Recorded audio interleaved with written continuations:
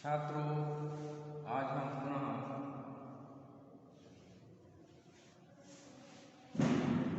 कृष्ण काव्यधारा के चर्चित कवि सूरदास जी के विनय के पद को लेकर प्रस्तुत हुए हैं। सूरदास जी ने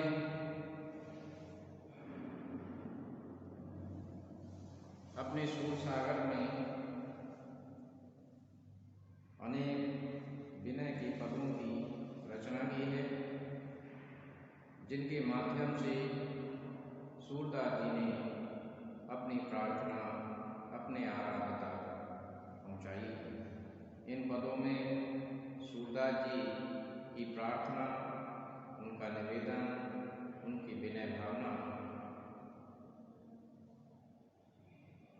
को आसानी से देखा जा सकता है, जिसके माध्यम से वह अपने आराध्य, वह अपने प्रभु श्री कृष्ण, जो कि भगवान विष्णु के अवतार हैं,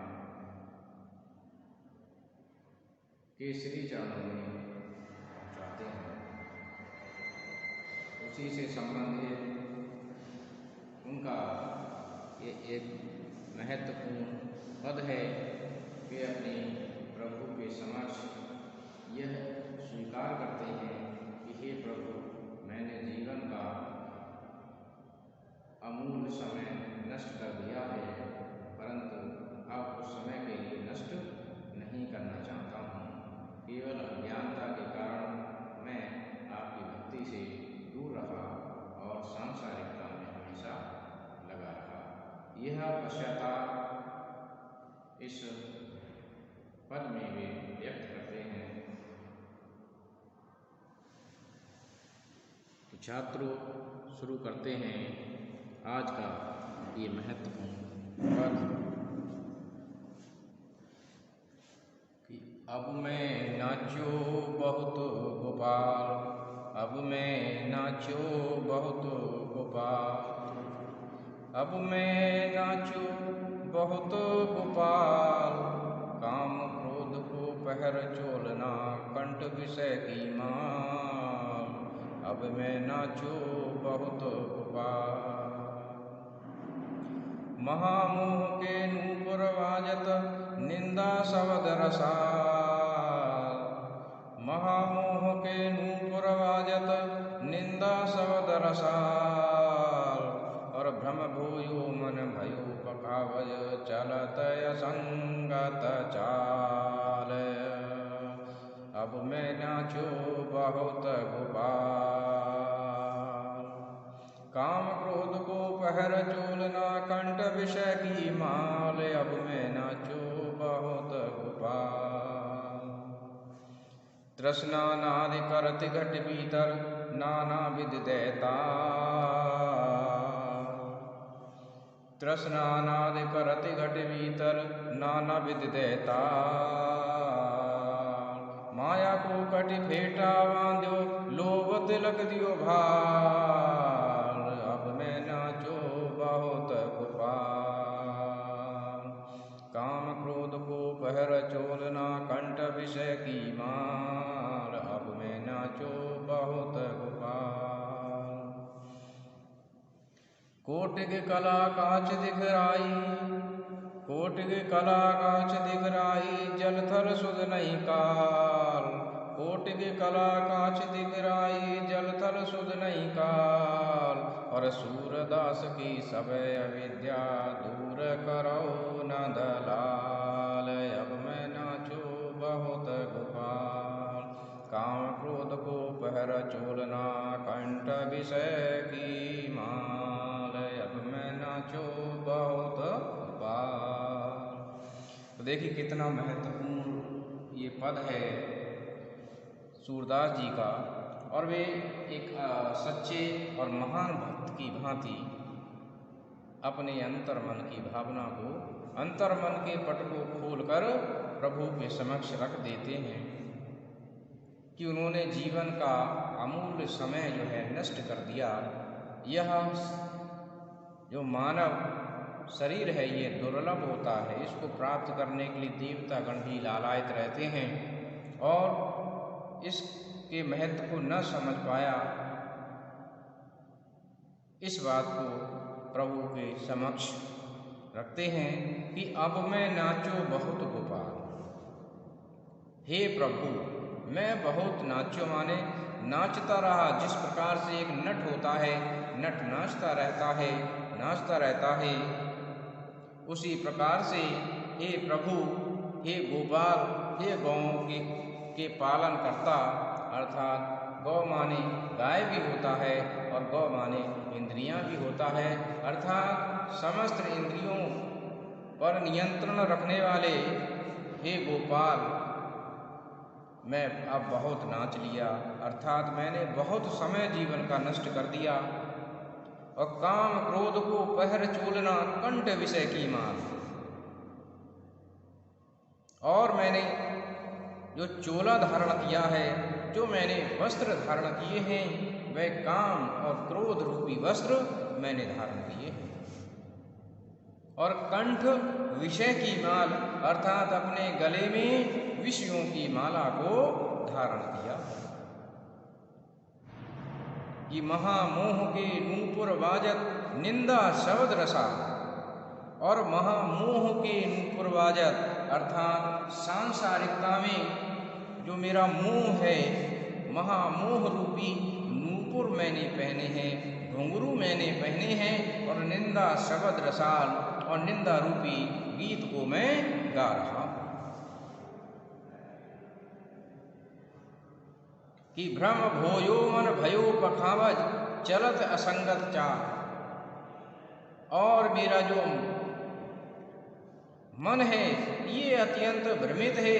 भ्रम भोयो मन भयो पखावज, और मेरा मन कैसा हो गया है, पखावज के भांति हो गया है, जिसको बजाते हैं और उससे आवाज निकलती है कि भ्रम भोयो मन भयो पखावज चलत असंगत चाल, अर्थात वह असंगत चाल चल रहा है, वह जो है कुमार की ओर जा रहा है।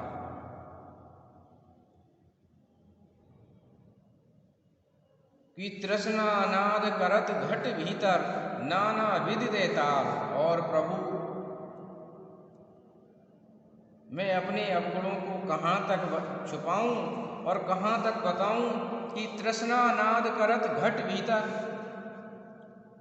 और तृष्णा नाद माने आवाज कर रही है, घट हृदय के भीतर से, इस शरीर के भीतर से नाना विधि दे ताल, नाना प्रकार की विभिन्न प्रकार की ताल दे रही है। क्या? तृष्णा रूपी ताल जो है उसकी आवाज बार बार सुनाई दे रही है। और माया को कटी फेंटा बांध्यो लोह तिलक दियो भाव। और प्रभु माया को कटी फेंटा बांधो, कि माया को कटी कहते हैं कमर के लिए, और फेंटा कहते हैं एक वस्त्र होता है जिसको कमर में बांध लेते हैं, कि माया रूपी फेंटा मैंने कमर में बांध लिया है। और लोभ तिलक दियो भाल, और लोभ रूपी तिलक मैंने भाल माने मस्तक पर प्रभु लगा लिया है। और कोटिक कला कांच दिखराई जल थल सुध नहीं काल, सूरदास की सवै अविद्या दूर करो नंदलाल। और कोटिक कला कांच दिखराई, कोटिक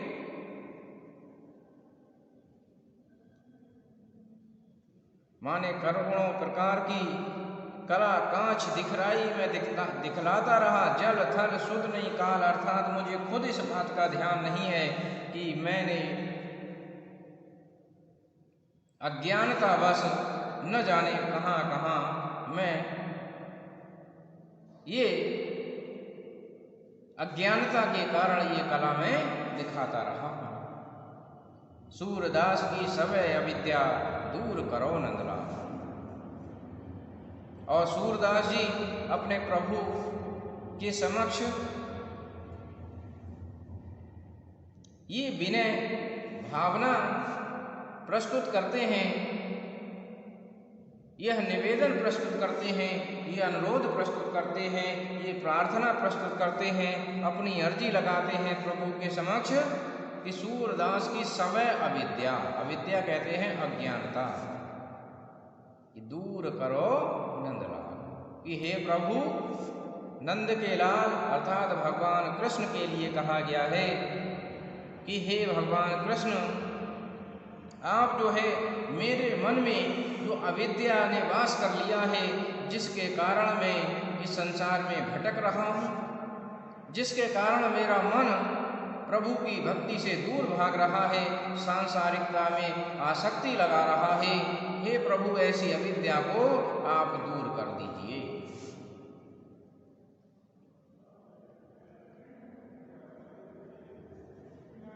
भगवान कृष्ण के लिए सूरदास जी ने इस पद में गोपाल भी कहा है, और गोपाल के दो अर्थ होते हैं। गोपाल का अर्थ होता है गौओं को पालन करने वाला, और दूसरा अर्थ होता है इंद्रियों को वश में रखने वाला।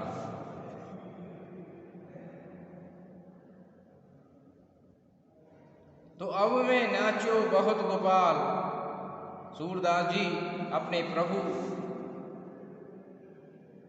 जिनके वशीभूत संसार के सभी प्राणी हैं, जिन पर प्रभु का नियंत्रण रहता है, ऐसे प्रभु से कहते हैं कि अब मैं नाचो बहुत गोपाल, अर्थात मैं इंद्रियों के वशीभूत होकर इस संसार में भटकता रहा हूँ, परंतु हे प्रभु अब केवल इन इंद्रियों को वश में आप ही कर सकते हो, क्योंकि जितने भी प्राणी हैं वे सारे प्राणी आपके वश में रहते हैं, क्योंकि वे सभी प्राणी प्रभु आपसे ही निश्रित हुए हैं। इसलिए हे प्रभु मैं आपसे गुहार लगा रहा हूँ, आपसे प्रार्थना कर रहा हूँ कि हे प्रभु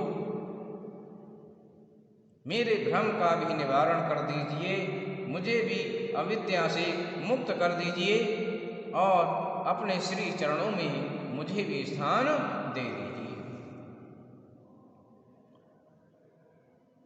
जब तक प्रभु मेरी आप अविद्या दूर नहीं करेंगे, अज्ञानता दूर नहीं करेंगे प्रभु, मैं इस संसार में ऐसे ही भटकता रहूंगा। पर हे प्रभु मैं अब और भटकना चाहता नहीं हूं। तो हे प्रभु आपसे मेरा विनम्र अनुरोध है कि मेरी अज्ञानता, मेरी अविद्या को प्रभु दूर कर दीजिए। तो इस पूरे पद में सूरदास जी ने अज्ञानता को नष्ट करने के लिए अपने प्रभु से गुहार लगाई है, और इस पूरे पद में रूपक अलंकार विशेष रूप से देखने को मिलता है। काम और क्रोध रूपी वस्त्र, विषयों रूपी माला, महामोह रूपी नूपुर, निंदा रूपी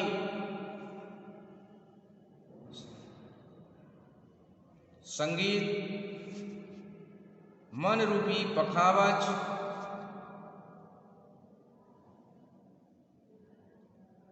माया रूपी फेंटा, लोभ, तिलक, दियो भाव, जैसे कई स्थानों पर पूरे पद में रूपक अलंकार की छटा देखने को मिलती है। गोपाल शब्द में श्लेष अलंकार देखने को मिलता है, क्योंकि गोपाल शब्द का अर्थ गायों को पालन करने वाला और इंद्रियों को पालन करने वाला, अर्थात इंद्रियों को वश में रखने वाला, जीवात्माओं को वश में करने वाला भी कहा जाता है। और ये केवल भगवान विष्णु के लिए अर्थात भगवान कृष्ण के लिए ही आता है। तो इस प्रकार श्लेष अलंकार हुआ। तो मैं समझता हूँ छात्रों कि आपने इसके अर्थ को समझा होगा। धन्यवाद।